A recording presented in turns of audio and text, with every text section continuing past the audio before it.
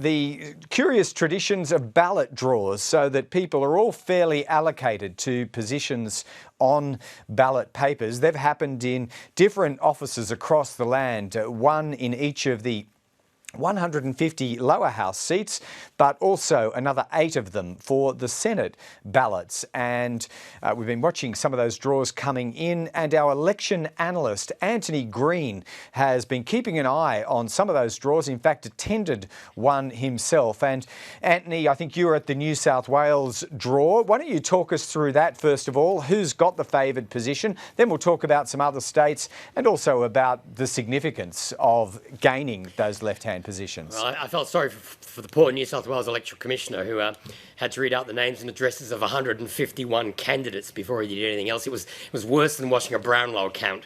But there's 41 groups on the ballot paper, and the party that grew the first column was the Health Australia Party, who I must admit I don't know anything about and are not particularly well known, so I don't think they benefit from that ballot draw.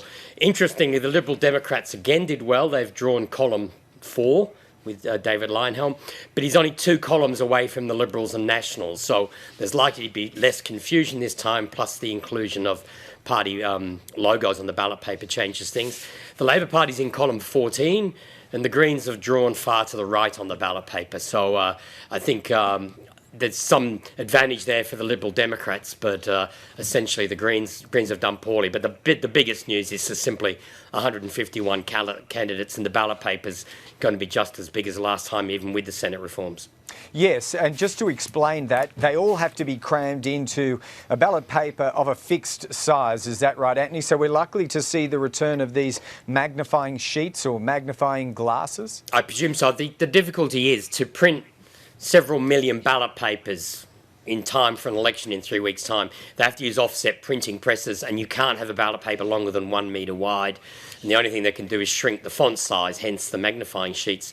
Despite the changes in the electoral system, which make it much harder for a micro party to get elected, many of them have still stood in most states except for South Australia, where Nick Xenophon's presence seemed to have discouraged a few of them from even trying.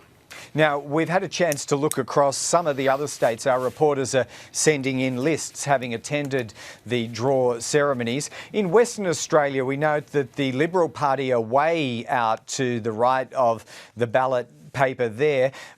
Talk to us about the concept, though. Just how much advantage is there to being on the left? Has anyone ever been able to quantify this? Oh, look, it's rather hard, but it's a bit hard to come up with an exact count, but it does appear that a party on the left-hand side of the ballot paper that's completely unknown will always get more votes than one on the right-hand side of the ballot paper.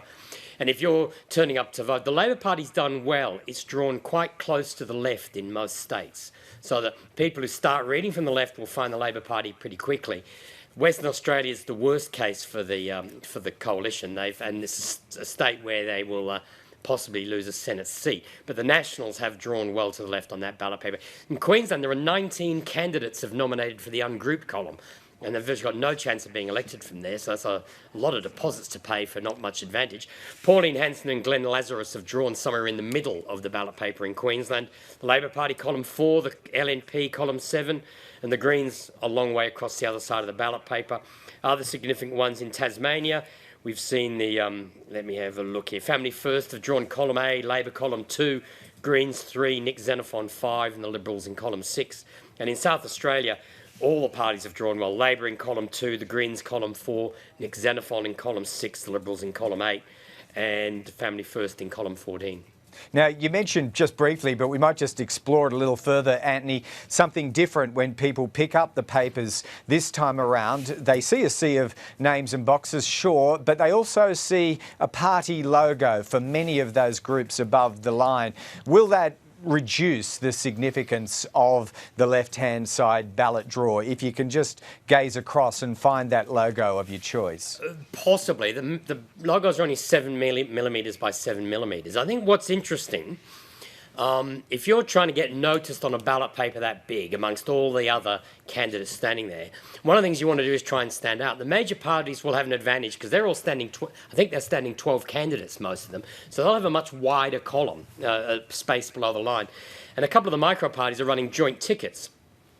which means they can have two logos above the line and two logos. So in New South Wales, you've got the Science Party and the Cyclist Party running a joint ticket. In a couple of states, the Sex Party and Hemp are running I shouldn't say joint ticket. The Hemp Party and the Sex Party are running together in a couple of the states. And so they'll again get two logos on the ballot paper.